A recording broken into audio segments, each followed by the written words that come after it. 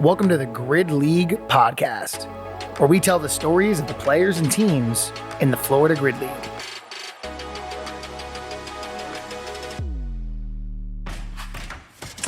Welcome to the Grid League podcast. As always, I'm your host, Nick Havish. I'm here with Josh Rundall and Braden Ruby from the Gainesville Wild, sometimes known as the Texas Wild. Not a big deal. We're coming at you right after match one, week one of the 2022 Florida Grid League season. Guys, thanks so much for joining me. Thank you. Cool. So I've never had either of you on the podcast before. Josh, I've known you for a couple of years. Braden, you're brand new to me. Let's let the people at home learn a little bit about you, man. Josh, we'll start off with you, dude. Tell me a little bit about your experience in the Grid League. This is year 4 for me. I actually started on the same team. I've been on the same team for 4 years, but my first year we were known as the Jacksonville Steel. We were kind of the laughing stock of the entire Grid League that year. I think we won 2 races. So out of a match back then, we had like 11, 12 races. We won 2 of them in our entire season. So coming from that and then playing Cinderella 2 years in a row, going to the championship and losing it as one, and then in 2021, and then we're back for year 4. Yeah, that's awesome. And you're a bodyweight specialist, right, Josh? I am a bodyweight, technically signed as a bodyweight specialist, but I can move a barbell if needed. Perfect. Braden, what about you? Yeah, I was started in the SAGL in 2014, and then 15 and 16 on Phoenix Rise in the MPGL. 16, we won a championship there in Provo, Utah. I was a utility player for Phoenix Rise. And then I got hurt pretty bad doing grid. I dropped from the top of one of those 20-foot ropes and busted my knee up. So I spent the last couple of years rehabbing that and got my knee reconstructed and all that. So I'm just now getting back into competition. I've been friends with Blake Kidder on the team for years, and ran into him at a competition that I was coaching some athletes at, and he kind of convinced me to come on board. So now I'm here back on the grid. Awesome. I'll tell him thank you, except for the match we play you guys, Yeah, we had Blake on the podcast a couple weeks ago, and he's an enigmatic character, that's for sure. Yeah.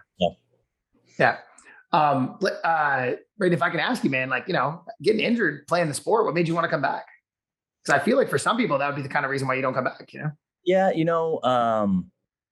competition has always been a part of my life, and I haven't competed much since 2018. So I got injured. Tried to hang on as long as I could without getting cut on. And so that took me through 2018. And since then I haven't competed. So I've just been having that itch and wanting to get back into it. And this was kind of the right time and the right place to get started again.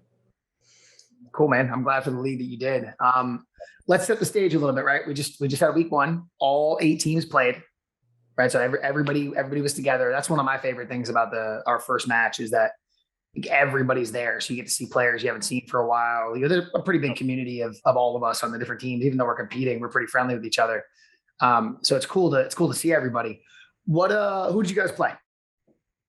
We ended up playing against the Fort Lauderdale Lions, which is actually a team that we lost to 2 years ago in the championship. Yeah, so there's a rematch there, right? There's a little bit of rematch feeling. 100%. Josh, what was that like for you playing a team that last time you saw you lost to, and it was for the biggest match?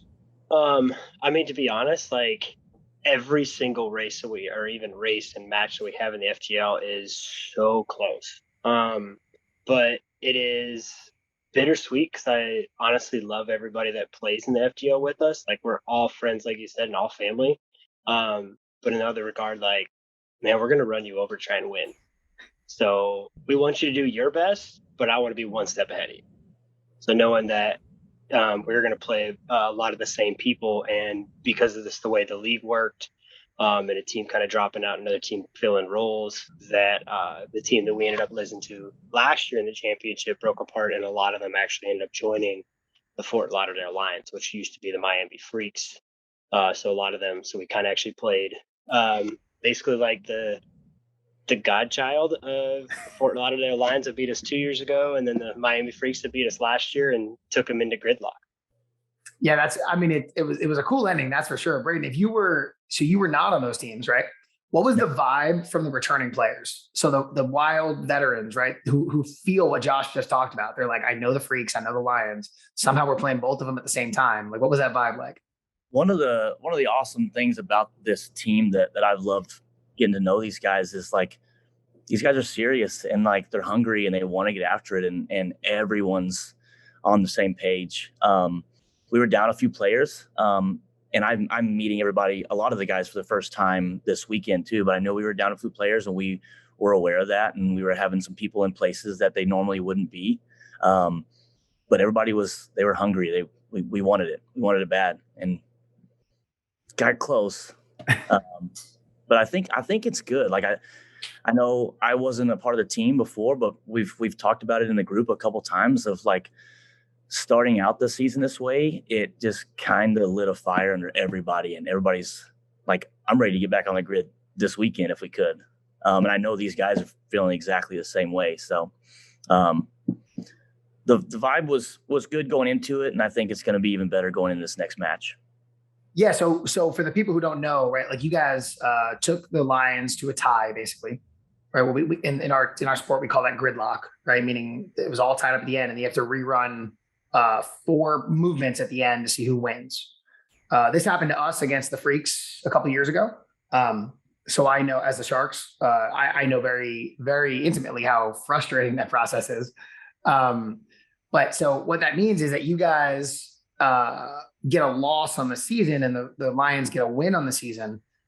But for the points that matter in our standings, like nothing happened. So that's really interesting. And that mattered a lot 2 years ago when the tournament happened. Now, we know that coming up in a week, we play week 2, right? It's kind of crazy. Like somehow we're there already. What is your guys' mindset walking into that? What are we going to do differently?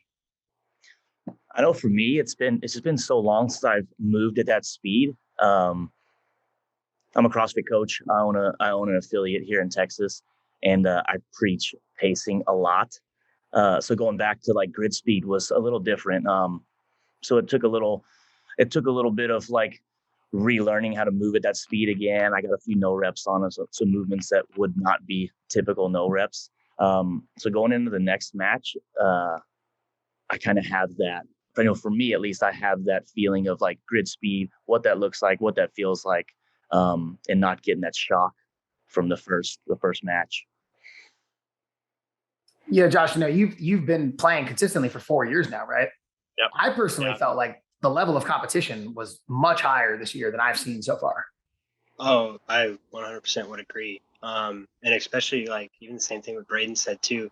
I think all of us are kind of shaking off that rust. That like first match is like, all right, let's get back in the headspace of grid. You're no longer training, even if you're doing, little run throughs with your team, or you're trying to do times for whatever position you're aiming for in the races and match and stuff like that. Like it's go time. Their faults matter. In training, you may not fault yourself until after you watch the video back or anything like that. So like Braden's saying, like you just gotta pick up the pieces, what's on the floor, and sometimes you'll get faults when you're racing, but the other team's going to get just as many faults too because the judges are keeping everything even. Yep. So you just gotta, we got to turn around. We got a couple players that are coming back from injury that should be coming back this next match, and hopefully all those puzzle pieces fall into place where we need them to. Yeah, you said that concept about the faults mattering, right? Like, you think you're doing 15 snatches and that turns into 18. Things change real quick, Yep. Or my first set on partner forward, I did 6 reps of the double dumbbell overhead squats, and then head judge comes over and he says no and stops me, and I start over at 1. Yeah, those got to rate 6 reps away. So I saw that. 15, 16 reps on those double dumbbell overhead squats. Like I might have done that in warm up like once with like a pair of like 10s, and all of a sudden I'm, match race in. I'm trying to do a grid speed for 15 reps and then do burpee box jump overs and stuff. Like that's a different game. Yeah. Yeah, that grid speed, right? That idea of grid speed. It's like it doesn't. If you're, if you're in CrossFit, if you're in Olympic weightlifting, gymnastics, strongman, powerlifting, like we can't really replicate that until match time. And I feel like neither of you are like technically rookies, but for like first time players, man, I remember I always tell them nothing I can say to you is going to make you understand how fast this is about to go. We have 7 rookies or 8 rookies on our team this year, I think. And that was the number one thread among them all was like, holy shit, that was so fast, Yeah. All right, so there's a rookie on the brigade that's actually my training partner, Aaron Medina, and his first match was for them, and he ended up closing out in that thruster race, and they were both diving over the finish line to win. That poor guy, I watched that. I train with him every day. So what are some highlights that stuck out to you guys against your match against the Lions this year? Braden, why don't you go ahead, being first time back in a couple of years? Yeah. Highlights of the match. For me, just the like that feeling, like those nerves of getting out there in the match, that was pretty awesome. For us, I just met Julie for the first time this past weekend, and being able to we had a pretty smooth handoff on snatches, and we're able to win that second echo, and that was awesome. So doing that with her was pretty cool. We never practiced those handoffs with the barbells until right before the match. So that being able to do that smooth with no practice was pretty awesome. And her trusting me and me being able to trust her, that was fun. That was a fun race. That's interesting, right? Because that's a role generally Blake fills, right? Yeah. And you were stepping in for that. I feel like that's got to be a pretty big change. Like players on the grid, you start to develop like cohesion, synergy, right? Yeah. You get used to that. I mean, what was that like? One of the cool things about this team is everyone wants to be out there, right? Like it's like football, like you want the ball, but we all understand that like whoever can fill that role best is going to be who's out there. I have a much shorter range of motion than Blake does. So some of those movements, like the squat snatches, it may look like we're moving at the same speed, but my range of motion is just a little shorter. So stepping into that, I know Josh took the first set of those. His range of motion is a little shorter than Blake's, and I took the second set. So it just came down to that, and Blake's on board. Like I know he wants that fourth quadrant always, but he's a team player, and anytime that someone can fill that fourth quadrant a little bit quicker than he is, like he's 100% on board with that. This episode is brought to you by Punch Gunk. Punch Gunk is a pain relief and anti-inflammatory rub. You put it on your muscles, your joints. You're going to feel a whole lot better if you use it. I know that a couple weeks ago, my back was killing me from a deadlift workout. Couldn't bend over without strong discomfort. One of the players convinced me to use some, rubbed it on my back. About 15 minutes later, I was doing muscle ups and snatches with no pain at all. I absolutely could not believe it, but it's true. They're a supporter of the podcast now. If you want to try it out, go to punchgunk.com. Use code SHARKS10. You'll get a discount. This stuff is amazing. It's all over my gym now. The Southwest Florida Sharks and the Florida Grid League use it. Big supporter of it now. Check it out at punchgunk.com. Use code SHARKS10 for a discount. Yeah, that's cool. That's like a really cool thing to have in a team. Josh, what stuck out to you, bro? What were some highlights for you? Honestly, we had some rookies this year too. We'll call them rookies. They came from SAGL or the MPGL, like Braden did with Justin and Meg, for the first time coming in. Also, my girlfriend ended up filling in, Brie Gomez. She actually flew in from nationals, getting a senior snatch medal to come in, clear our snatch ladder for us. And then she actually flew into Austin here at 10:30, turned around, took a 4 p.m. flight out to Orlando to race with us, and then a 10:30 p.m. flight out of Orlando to go to work Sunday morning. So that's dedication. Holy hell. And she hadn't been home since her flight was canceled Monday night, so she ended up flying out 6 a.m. on Tuesday morning. So she hadn't been home since Tuesday at like 3:30 in the morning when she left. So that was 6 days straight, I guess, of just travel and not sleeping in your own bed, and being in 3 different time zones, 3 different states, and taking 5 different airplanes just to get across the country just to fill our roster for the Wild just to, set a team. So Yeah, and it's not like she was doing high level competition that whole time at all, Like, yeah. So holy yeah, crap. it Started her was pretty snatch crazy. like at nationals. Didn't she PR What's at that? Didn't she PR? Yeah, she hit a she turn around. She snatched she was in the 64 kilo class. The A session snatched 88 kilos, which actually won hers. They tied the girl that was in her flight, and then got a snatch medal there. She ended up medaling as a total, and then getting a senior snatch medal, which anybody that's in the world weightlifting is a pretty big deal at nationals. She got a bronze snatch medal with 88 kilos, weighing 63.1, I think is what she weighed in at. She's 195 pound snatch is what she did. Yeah, that's heavy. That's amazing. That's pretty awesome. So she came in. She was a little nervous, obviously, coming into the snatch ladder, and I was like, you just snatched 30 pounds more than the last bar in the ladder. She's like, oh, okay, I got this. Because she's like always in the world of kilos, so she doesn't always convert the pounds all the time. But yeah. Yeah, whenever I do that, I mess up pretty badly. I end up throwing up way too much weight. Yeah, I'm just throw on, if it's heavier, like when we did our snatch warm up in the back before our match and stuff, and I'm like, we didn't have fives to make 195, so I just throw on 205. We'll do that, call it good. But yeah, coming after that with all the rookies, they really meshed well with the team. Like I say, playing against really the hybrid of two previous championship teams that really came together, and we take them into gridlock with missing a couple players. I was basically like half a person coming after my accident on Wednesday.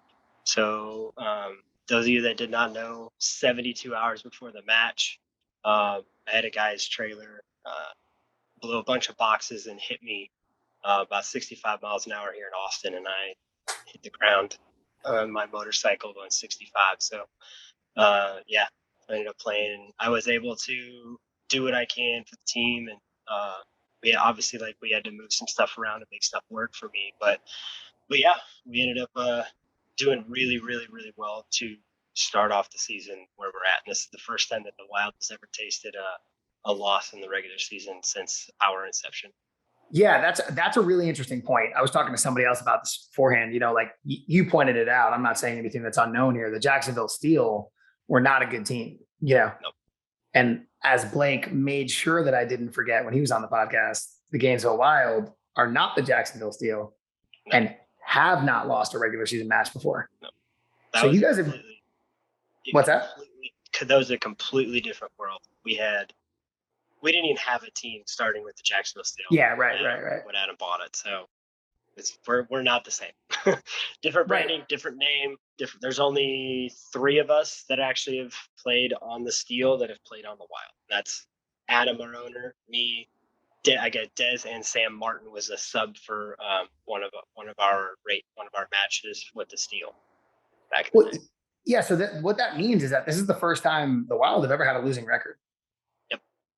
That's a pretty different scenario going into the rest of the season, right? Because you guys have, not, by your own credit, of course, but you guys have always had what I would call like a cushion going into like tighter matches, right? Because if you start the season 2-0, 3-0, it's not the end of the world if you have one bad game, Right. Like the first couple of years of the FGL, the Sharks were a damn good team.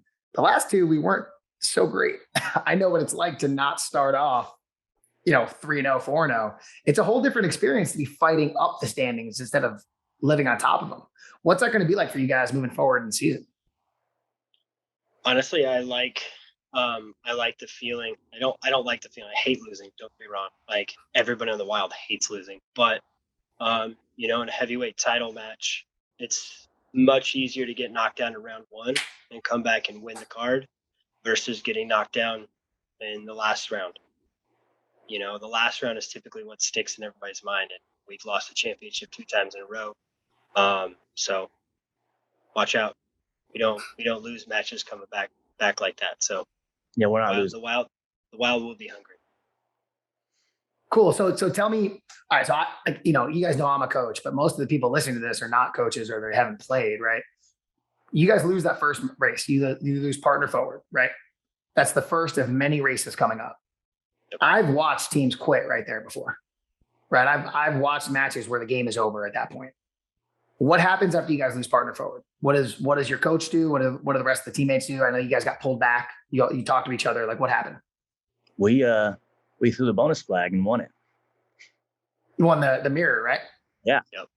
Those are our strengths. We need to get our point back, so we got our fucking point back, right? That's a really good way to look at it, right? You maybe lost that one in the first one, but you just pulled it back and got a whole extra one the next time, right? We talked about maybe throwing the bonus flag on that. We talked about throwing the bonus flag for Sam on his shuttle run because he's the fastest dude out there. And then we lost that partner forward, and Adam was like, I'm throwing the bonus flag, go win it. That's pretty much all he said back there. So we have actually lost. The Wild has actually lost most of our partner forwards. We typically start out most matches down, and then mirror, ladder are our big strengths, which typically happen after that with the ringers, which play a big role for us in making up those points. So we would love to win partner forward, but as a team, we know how to battle back and, even up the scoreboard. And, once it doesn't matter if it's 10-10 or 1-1 or 3-3, like it's 0-0. Next point wins. And that's, we're next man up and we move on and move it and do it. That's cool. I like to hear that. Yeah, we the Sharks, we generally always lose mirror and ladder. Like we know that. That's just like a thing, Apparently that's not the case this year. We'll see what happens. But that's usually like we win partner forward and we lose mirror and we're like, yeah, this is just how things go. We know this, So talk to me about those ringer points, right? We had Sam, he did the sprint, right? What was the other ringer, you guys? The handstand walk, med ball handstand walk. How did those go? That one, we had Sammy do that one, and what was the mess up on that? Cardona. Six. Sammy fell with like one foot left, and then I guess Cardona missed his last. He rolled into the finish line on the first time they ran through it. Yeah, and so as most people in the league know, and Braden, you probably played against Cardona too. Like he's been one of the top gymnasts, especially for handstand walks and anything on rings and stuff like that. Like he's been the top of the world for grid movements for better part of a decade now, almost. And I mean, Sammy took him down to 1 or 2 hash marks for 80 feet with a med ball handstand walk. So when he came out of the top and he rolled, and then she fell down, he didn't technically establish clear control with both hands over the line. So we ended up re-racing it a couple minutes later after that, and it was still pretty close, but Cardona ended up taking that second. Yeah. Yeah, that's one of the rules, right? In grid is, it's dissimilar from some other competitive fitness sports where like the standard and especially that final rep or that final distance or that final anything like really, really matter. So if you scoot it, if you try to ride the line a little bit, you're probably going to get caught. Yeah. Yeah. I mean, have you guys ever experienced that in a match where like maybe on your last rep you rushed it and then they caught you? Actually been on the other side of that. Yeah. How so? When we were in the playoffs, when we did our triple touch race with Marissa Oxenford and myself at the Brigade, I ended up, when she ran across the line, she ran like with her feet apart. And what I did is I jumped with my feet together across the line. I ended up getting her by that much. We had another one last year, and it was the mirror. And we were dropping, I want to say it was the thruster race. And at the time, it was kind of the same concept. We had Julie was stepping across the line, and another one of the players for a different team, they were kind of doing the exact same thing. And rather than like jumping and like rushing over the line, like a lot of people think it's on that last lockout or whatever that last mirror rip is. No, the whole team has to cross the line together. So we were kind of walking, and I don't recall if we won that one or not, but we've also tied ringer points. Sammy ended up tying, I think it was Sophia Davenport in the double touch hang power clean race last year too, and they ended up giving them a straight up tie. for one of the first ringers of the entire season last year. So I mean, a lot of these races come down to like fractions of an inch against a lot of these athletes, and it's really really difficult to know who wins either way on any one of those races. Yeah, that's one of the amazing things about grid, right? Is it like it just a shockingly high amount of times races come down to like 1 second. All the time. And you watch the match move and you watch the races move and you're going down the grid and you're like, oh, this one team is definitely winning. And then all of a sudden they're not. Like one movement comes out and somebody gets something like, backwards roll the supports or like freestanding handstand push-ups or like kettlebell squat snatches or something. And then all of a sudden that it's different. It's shocking to me how often that happens, Yeah. Yeah. Or how much time you can make up too. If someone is really, really clean, like take Quentin for you guys with the Sharks. Yep. Like you throw back row prizes, a back roll of support on there, and like you could be behind by 10 seconds, then all of a sudden he hops up there and does 4 of them in 4.5 seconds, and you guys are tied again coming into the last movement. And it doesn't matter what side you're on, ahead or behind, like in an instant, a fault, one missed rep, whatever it might be. And all of a sudden things could be tied up, and that's just a testament to how fast our league is and how everybody's doing. Because we are playing. I mean, when we test things in our group chat and stuff like that, I'm sure it's the same with any team around the leagues. We do things 4 or 5 times to cut 0.3 of a second, and it's huge. Yeah. Yeah. So we got week 1. You guys are starting the season 0-1. You are playing the Tampa Bay Brigade in a couple days, right? Yeah. What's the thought process? What's going to happen? Tell me about it. We're gonna steamroll them. I love this match. You like this one? Yeah, because it's different. It's a totally different match type. Last match was very strength oriented. This one is not quite as much, right? Yep. A lot less technical though too. We got some heavy stuff in it. It's less technical, but we got whereas we had like a light barbell cycling movement at the end of the echoes, this week we got a heavy barbell cycling movement at the end of the echoes. Yep. The clean ladder doesn't get very heavy, but after you do all those deadlifts going into it, 300 is heavy. Yeah, right. 12 reps in a very short period of time if you're clearing that ladder. So it's a lot of reps there. So it's still pretty strength heavy, but these are really good movements for us. There's not a whole lot of crazy technical skill involved. I like it. I like this week. This one's a little bit more about range of motion too. So the team, like anybody that has a smaller range of motion, like Braden and myself, the brigade, no offense to those ladies, but I mean, Marissa's like 4'11". She might be 5 foot. Sorry, Marissa, when you watch this, but I mean, a range of motion plays a big role, and it's going to be transitions are going to be key for this next race. That's something we talk about a lot. We dial in our race strategy set, and we roll with it. Cool, guys. You got anything else you want to bring up before we finish this up? Anything you want to say to the brigade or the rest of the league? Bring it. We're ready. I want every team that we ever go up against. I want your best race, and we're going to bring our best race at you guys. It's going to be the fastest thing, and I want to come out on top. I don't want to go against a team that's down and out, or all of a sudden they get to a movement, maybe they don't have that skill, and we take the race by default. I don't want that. I want the best possible matchup the whole time. I want to go against the best team, to feeling the best at the fastest time, and I want to come out on top ahead of that. I will say, guys, like it hasn't been noted yet, you guys were missing the reigning MVP, right? RJ was also lifting at nationals in Las Vegas.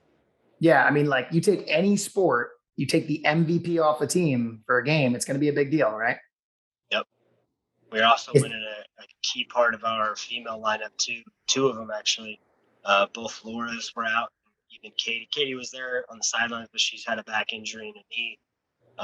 That kind of hobbled her for this one. So like I said, we were out 4 players. We were out the reigning MVP and RJ on the male side, which kind of hindered us in our triad. We were out one of the best squatters that we've ever had in the league too, and Laura Braun.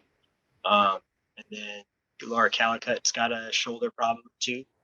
Hopefully she will be back for this next race, and then Katie will also be there kind of filling that high gymnastics role for us, Katie. All right, guys. I mean, I think this next match will be even more exciting. I look forward to seeing you guys in about a week. Until then, I hope you train really well until the match we play you guys. In which case, I hope you all get like a food poisoning that goes away a day later. So, all right, guys. Thanks so much for joining on with us. Anyone listening, I'll throw their social media handles in the show notes. You'll be able to get a hold of them if you want to. Thanks everybody. Thanks for hanging out with us. If you want to find out more about the Grid League, you can find us on social media at FL Grid League or on the internet at www.thefgl.com. If you want to find me, you can find me on Instagram at Nick Havish. See you soon.